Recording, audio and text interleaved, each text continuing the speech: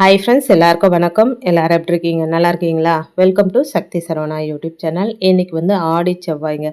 ஆடி செவ்வாய் முதல் வாரம். இந்த ஆடி மாதத்தில் வந்து மொத்தமே 4 செவ்வாய்க்கிழமை வருதுங்க. அதில் வந்து முதல் செவ்வாய்க்கிழமை இன்னைக்கு, 2வது செவ்வாய்க்கிழமை இன்னும் விசேஷங்க. ஆடி கிருத்திகையோடு சேர்ந்து வருதுங்க. நம்ம மகா சங்கராந்தி எந்த அளவுக்கு விசேஷமோ அந்த அளவுக்கு விசேஷம் இந்த ஆடி கிருத்திகை.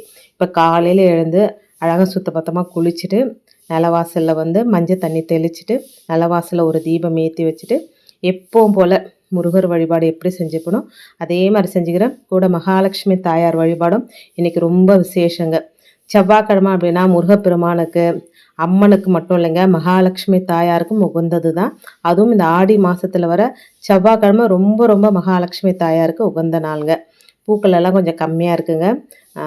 காலையில் பூஜையெல்லாம் பண்ணி முடிச்சுட்டு அதுக்கப்புறம் தான் பூவெல்லாம் போயிட்டு வாங்கிட்டு வரணும். இருக்கிற பூவை வச்சு ரொம்ப எளிமையாக காலையில் செவ்வாய் உரையில் தீபம் ஏற்றிக்கிறேங்க. தொடர்ந்து துவரம்பருப்பு தீபம் நான் ஏற்றிட்டு வரேன். இது வந்து 4வது வாரங்க. நாம் என்ன நினச்சி இந்த தீபம் ஏற்றுறோமோ அது வந்து கண்டிப்பாக 9 வாரத்துக்குள்ளே நமக்கு நடந்து முடிஞ்சிடுங்க. அந்த நடந்து முடிஞ்சிட்டாலும் அந்த 9 வாரம் நம்ம தீபத்தை தொடர்ந்து ஏற்றணுங்க. முதல்ல விநாயக பெருமானை மனசார வேண்டிக்கிட்டு இந்த பூஜை நல்லபடியாக நடக்கணும் அப்படின்னு விநாயக பெருமானையும் குலதெய்வத்தையும் வேண்டிக்கிட்டு அதுக்கப்புறமா பூஜை பண்ண தொடங்கிட்டேங்க. அபிஷேகம்லாம் பண்ணிவிட்டு அழகாக அலங்காரம் பண்ணி எடுத்து வச்சுக்கிறேங்க. முருகப்பெருமான், வேலு, முருகர் ஃபோட்டோ, மகாலட்சுமி தாயார், பெருமாள் இவங்களுக்கெல்லாம் வந்து இன்றைக்கி வந்து சிவப்பு நிற செவ்வரளி கிடைச்சிது அப்படின்னா ரொம்ப ரொம்ப விசேஷம். கிடைக்காத பட்சத்தில் சிவப்பு நிற பூக்கள் எது வேணால் பயன்படுத்திக்கலாங்க. செம்பருத்தி கிடைத்தா இன்னுமே விசேஷங்க. செம்பருத்தி பூ வந்து கீழே இன்னும் பூக்கலைங்க. பூத்துதுன்னா ஃபஸ்ட்டு வந்து முருகருக்கு தான் வைப்பேங்க நான். இப்போ வந்து துவரம் பருப்பு தீபம் ஏற்றுறதுக்காக ஒரு தட்டில் 3 கைப்பிடி அளவுக்கு துவரம் பருப்பு எடுத்துக்கிறேங்க. அந்த தட்டுக்கு வந்து மஞ்சள் குங்குமம் வச்சுக்கிறேங்க. நான் ஒரு 5 பொட்டு வச்சுருக்கிறேன். அதே மாதிரி ₹1 நாணயம் முதல் வாரம் பயன்படுத்தின அதே ₹1 நாணயங்களை தாங்க தொடர்ந்து 9 வாரமும் நம்ம பயன்படுத்தணும். அந்த ₹1 நாணயத்தையும் அந்த துவரம் பருப்புக்கு மேலே வச்சுட்டு ஒவ்வொரு நாணயத்துக்கு மேலே ஒவ்வொரு இதழ்கள் நம்ம பூ வைக்கணுங்க. செவ்வரளி பூக்கள் கிடைச்சா ஒவ்வொரு பூ வைக்கலாம், இல்லை சிவப்பு நிற பூக்கள். நான் வந்து பன்னீர் ரோஸ் வச்சுருக்கேங்க.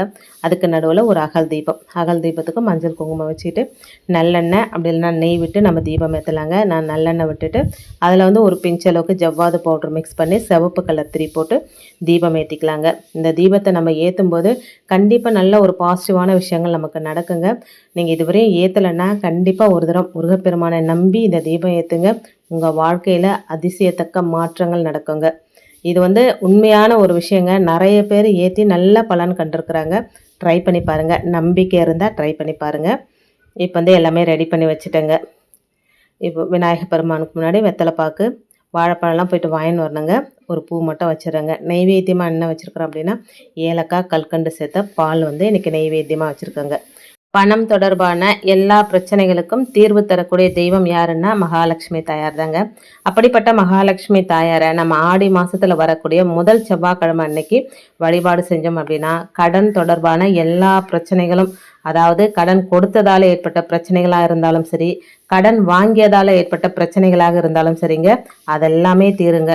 மேலும் பண வரவு அப்படின்றது அதிகரிக்குங்க. செவ்வாய்க்கிழமை அப்படின்றது ஒரு முக்கியமான கிழமையாக இருக்குங்க. செவ்வாய் பகவான் கடன் தொடர்பான விஷயங்களுக்கு காரணகர்த்தாவாக இருக்கிறார். அப்படின்றதுனால செவ்வாய்க்கிழமை அன்னைக்கு நம்ம கடனை அடைக்க ஒரு சின்ன தொகையாவது கட்டினோம் அப்படின்னா கடன் வந்து சீக்கிரத்திலேயே அடையுங்க. அதனால தான் செவ்வாய்க்கிழமை முருகப்பெருமானை வழிபாடு செஞ்சால் கடன் பிரச்சனை தீரும் அப்படின்னு நம்முடைய முன்னோர்கள் சொல்லியிருக்காங்க. நிறைய பேர் வந்து இந்த முறையை பயன்படுத்தி நல்ல பலனை அடைஞ்சிருக்கிறாங்க. அதே செவ்வாய்க்கிழமை அன்னைக்கு நம்ம மகாலட்சுமி தாயாரை வழிபட்டோம் அப்படின்னா பண வரவு அப்படின்றது அதிகரிக்குங்க. அதன் மூலம் கடன் தொடர்பான எல்லா பிரச்சனைகளும் தீரும், மங்களகரமான வாழ்க்கையை வாழ முடியும் அப்படின்னு சொல்லப்படுதுங்க. இந்த வழிபாட்டை வீட்லேயே ரொம்ப ரொம்ப எளிமையான முறையில் நம்ம செய்யலாங்க. இப்போ எல்லாமே ரெடி பண்ணிவிட்டு இந்த துவரம்பருப்பு தீபத்தை வந்து ஏற்றி வச்சுருக்குறேங்க. இது வந்து முருகப்பெருமானுக்கும் சரி மகாலட்சுமி தாயாருக்கும் ஏற்ற தீபங்க. ஏற்றிட்டு ஏலக்காய், கல்கண்டு சேர்த்த பால் வச்சுருக்குறேங்க. இல்லைனா கல்கண்டு பொங்கல் கூட செஞ்சு வைக்கலாங்க. நேரம் இருந்தது அப்படின்னா கல்கண்டு பொங்கல் கூட செஞ்சு வைக்கலாம். மாலை நேரத்தில் நம்ம நல்லா வழிபாடு செஞ்சுக்கலாம். அப்படின்றதுனால காலை நேரத்தில் செவ்வாய் ஓரையில் இந்த தீபம் ஏற்றுறேங்க. வெற்றிலை தீபமும் நான் மாலை நேரத்தில் தாங்க ஏற்றணும். வெற்றிலை எல்லாம் போயிட்டு வாங்கிட்டு வரணும் அப்படின்றதுனால காலையில் துவரம்பருப்பு தீபம் ஏற்றிட்டு மகாலட்சுமி தாயாரையும் முருகப்பெருமானையும் மனசார நம்ம வேண்டிக்கலாங்க. இந்த நேரத்துல நம்ம கனகதாரா ஸ்தோத்திரத்த நிறுத்தி நிதானமாக படிக்கணுங்க. அப்படி நமக்கு படிக்க தெரியல அப்படின்னா கூட ஃபோன்ல கூட போட்டு விடலாம். இல்ல டிவில போட்டு விட்டு கூட நம்ம வந்து இந்த வழிபாட செய்யலாங்க. ரொம்ப ரொம்ப ரொம்ப விசேஷங்க. செவ்வாய்க்கிழமையில அதுவும் முதல் செவ்வாய்க்கிழமையில மகாலட்சுமி தாயாருக்குரிய கனகதாரா ஸ்தோத்திரத்த யார் ஒருத்தர் பாடுறாங்களோ, இல்ல காதால கேட்குறாங்களோ, அவங்களுக்கு அவ்வளோ நன்மைகள் வந்து சேரும் அப்படின்னு சொல்லப்படுதுங்க. பொதுவாகவே கனகதாரா ஸ்தோத்திரத்த நம்ம வெள்ளிக்கிழமையில பாராயணம் செய்வோம். நீங்க செவ்வாய்க்கிழமையில அதுவும் இந்த ஆடி மாசத்துல பாராயணம் செஞ்சு பாருங்க. நல்ல மாற்றங்கள் உங்க வாழ்க்கையில நடக்குங்க. நீங்களே ஆச்சரியப்படுற அளவுக்கு நல்ல மாற்றங்கள் நடக்குங்க. இப்போ கனகதாரா ஸ்தோத்திரத்தை வந்து நான் வந்து ஃபோனில் தாங்க போட்டு விட்டுட்டு அதை கூடவே நான் சொல்லிக்கிட்டு அதோட தினமுமே கந்த சஷ்டி கவசம் நான் சொல்லிக்கிட்டே வரேங்க. காலை மாலை நம்ம சுத்தமாக இருக்கிறோம் அப்படின்ற பட்சத்தில், அதாவது நான்வெஜ்லாம் சமைக்கல அப்படின்னா காலை மாலை 2 வேளையுமே பாராயணம் செய்வேன். அப்படி இல்லைன்னா காலையில் மட்டும் எப்போதும் போல் பாராயணம் செஞ்சுருவேங்க. ஒருவேளை நான்வெஜ் சமைச்சிட்டோம் அப்படின்னா பூஜை ரூம் பக்கம் போக மாட்டேன். மறுநாள் காலையில் எழுந்து குளிச்சுட்டு பூஜை ரூம்லாம் தொடச்சிட்டு அப்புறம் தான் போய் தீபம் ஏற்றுவோம். அப்படின்றதுனால டெய்லி ஒரு தரமாவது கந்த சஷ்டி கவசம் நான் சொல்லிக்கிட்டே வரேங்க. இப்போ தீப தூப ஆராதனை எல்லாம் காமிச்சிட்டு அதேமாதிரி நெய்வேத்தியம் எல்லா சாமிக்கும் காமிச்சிட்டு காலையில் செவ்வாய் வரையில் என்னுடைய வழிபாடை நான் முடிச்சுக்கிறேங்க. இந்த முறையில் ரொம்ப எளிமையான முறை தாங்க. வீட்டில் இருக்கிற நம்ம பொருளை வச்சு ஒரு பால் ஏலக்காய் தட்டி போட்டு வச்சுட்டு ஒரு பாலும் ஒரு தீபமும், அது துவரம்பருப்பு தீபம். நீங்கள் துவரம்பருப்பு தீபம் ஏற்றலை அப்படின்னா மகாலட்சுமி தாயாரை நினச்சிட்டு நெய் தீபம் ஏற்றி வைக்கலாங்க. இப்போ நான் துவரம்பருப்பு தீபம் ஏற்றிருக்கிறேன் அப்படின்றதுனால அது மகாலட்சுமி தாயாருக்கும் சேரும், முருகப்பெருமானுக்கும் சேருங்க. இப்படி வழிபாடு செஞ்சு முருகப்பெருமானையும் மகாலட்சுமி தாயாரையும் மனசார வேண்டிக்கிட்டு நம்ம நைவேத்தியமாக வச்சுருக்கிற பாலை வந்து நாமளும் சாப்பிட்டுட்டு வீட்டில் இருக்கிற எல்லாருக்கும் கொடுக்கணுங்க. இப்படி செவ்வாய்க்கிழமை அன்னைக்கு மகாலட்சுமி தாயாரையும் முருகப்பெருமானையும் நம்ம வழிபாடு செய்யும்போது நமக்கு இருக்கக்கூடிய பண பிரச்சனைகள் தீருங்க. பண பிரச்சனை தீர்ந்தது அப்படின்னா அப்புறம் கடன் வாங்க வேண்டிய சூழ்நிலையே ஏற்படாதுங்க. அதனால தான் கடன் பிரச்சனை தீரும் அப்படின்னு சொல்லப்படுதுங்க.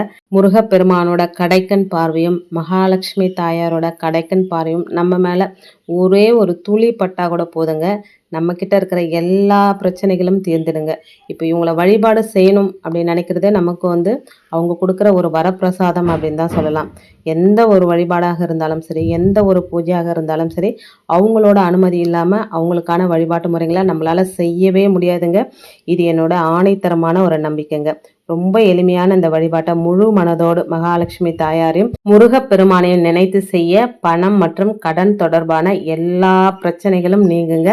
வாய்ப்பு இருக்கும் பட்சத்தில் உங்கள் வீட்டு பக்கத்தில் இருக்கிற அம்மன் கோவிலுக்கோ இல்லை முருகர் கோயிலுக்கோ போயிட்டு முருகப்பெருமானையும் அம்மனையும் மனசார வேண்டிட்டு வாங்க. ஆடி முதல் செவ்வாய் எல்லா கோயிலும் ரொம்ப விசேஷமான அம்மனுக்கு பூஜைகள் நடக்குங்க. அதில் போய் கலந்துக்கோங்க. உங்களால் முடிஞ்சால் அம்மனுக்கு ஏதாவது ஒரு பொருள் வாங்கி கொடுங்க.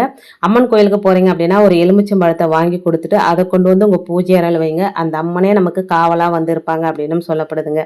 இன்னைக்கு வீடியோவில் நான் சொன்ன விஷயங்கள்லாம் உங்களுக்கு பிடிச்சிருந்தது அப்படின்னா ப்ளீஸ் சேனலுக்கு சப்ஸ்கிரைப் பண்ணி சப்போர்ட் பண்ணுங்கள். இந்த வீடியோவை உங்கள் ஃப்ரெண்ட்ஸ் அண்ட் ஃபேமிலிக்கும் ஷேர் பண்ணி விடுங்க. தேங்க்ஸ் ஃபார் வாட்சிங் friends. Take care and bye.